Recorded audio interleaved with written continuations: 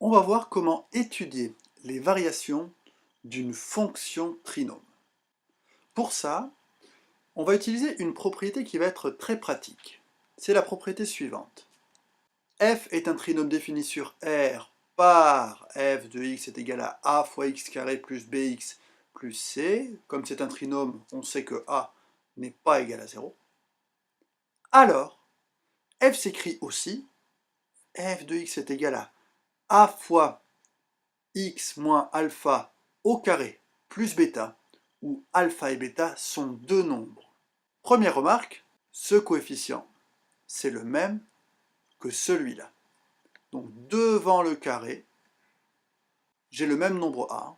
Je vais prendre un exemple. J'ai ma fonction f de x définie par la formule f de x égale à 2 fois x au carré moins 4x plus 3. Ceci correspond à cette forme-là, avec a vaut 2, b vaut moins 4, et c vaut 3. Ce que je dis, c'est qu'il existe une autre façon d'écrire f de x, et cette autre façon, la voilà. F de x peut aussi s'écrire sous une autre façon, qui est celle-là. 2 fois x moins 1 au carré plus 1.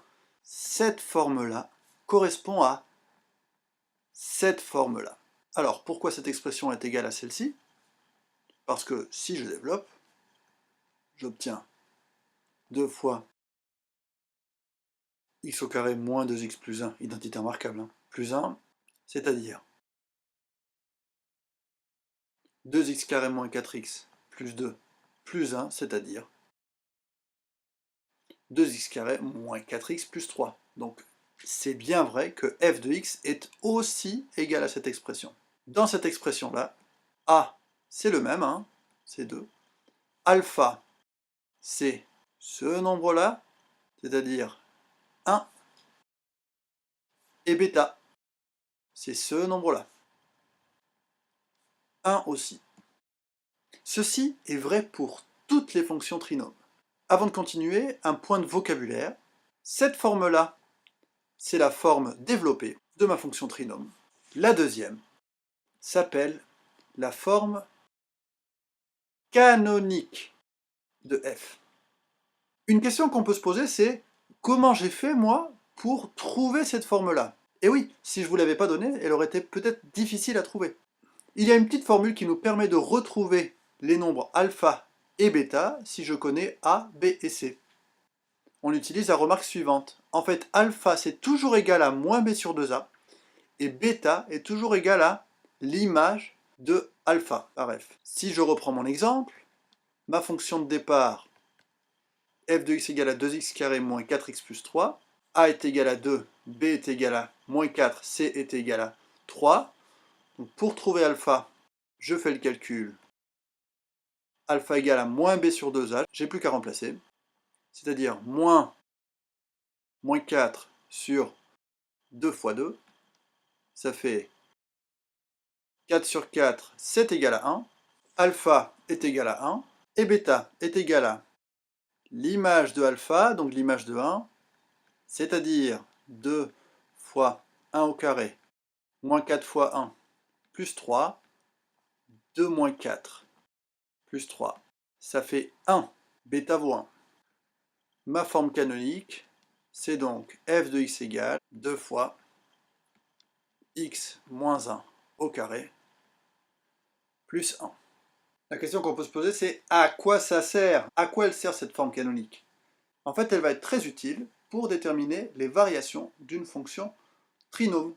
Par exemple, voilà la fonction qu'on vient d'étudier. Sa forme canonique, c'est 2 fois x moins 1 au carré plus 1. D'accord? Voilà sa représentation graphique. C'est une parabole avec les bras vers le haut, et son sommet, il a pour coordonnées 1 et 1. Qu'est-ce qui se passe si je change mes valeurs de a, de alpha et de bêta? Alors, par exemple, si je change alpha et bêta, allez, par exemple, alpha vaut 3, et bêta, il vaut 4. Qu'est-ce que j'ai? J'ai toujours une parabole avec les bras vers le haut, mais les coordonnées de son sommet sont 3 et 4. comme mon alpha et mon bêta. Si je change ma valeur de A vaut 3. Pas grand chose qui change, la forme a changé un tout petit peu, A vaut 4. Un petit peu resserré. Qu'est-ce qui se passe si A vaut moins 2? A vaut moins 3.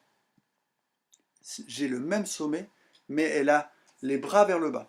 Qu'est-ce qui semble être vrai? Et en fait, qui est vrai tout le temps. C'est que le sommet de ma parabole, il a toujours pour coordonnées alpha et bêta. Prenons un cas où alpha est négatif, par exemple. Alpha vaut moins 1 et bêta vaut 3, par exemple. Voilà le sommet de ma parabole. Il a pour coordonnées moins 1 et 3.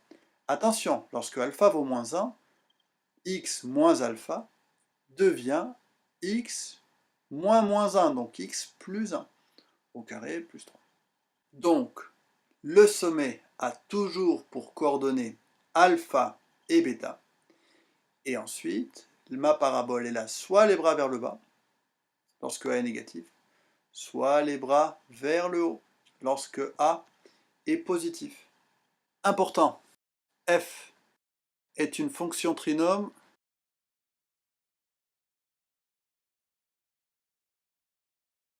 de forme canonique.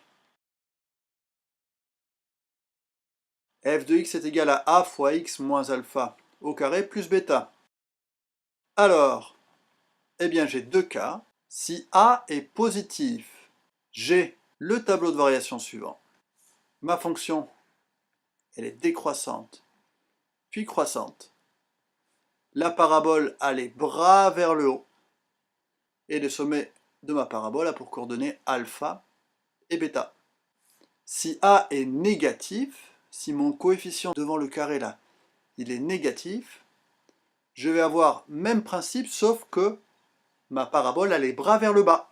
Résultat super important. Connaître la forme canonique, c'est connaître le tableau de variation de ma fonction trinôme. On va faire quelques petits exemples.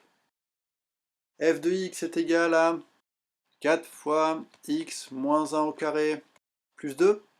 Donc, d'abord, je donne A, il vaut 4. Je donne alpha, il vaut 1.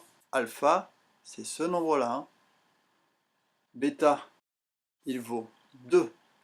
Bêta, c'est ce nombre-là. Mon nombre A, il est positif.